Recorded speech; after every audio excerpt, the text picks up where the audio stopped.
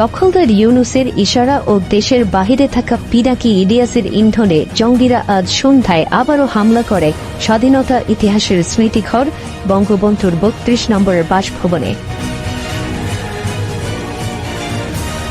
দেশের এমন পরিস্থিতিতে নেই আইন শৃঙ্খলা বাহিনীর কোনো ভূমিকা। মনেই হচ্ছে না দেশে পুলিশ, র্যাব, সেনাবাহিনী আছে। এটাই হচ্ছে অবৈধ ইউনূসের আইনের শাসন।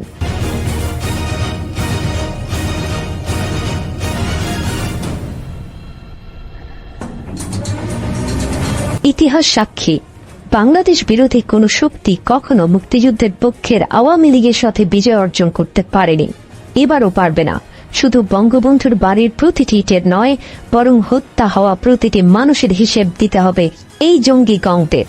এমনটাই বলছে জীবিত বীর মুক্তিযোদ্ধারা। Desk report, বিবাংলা.net।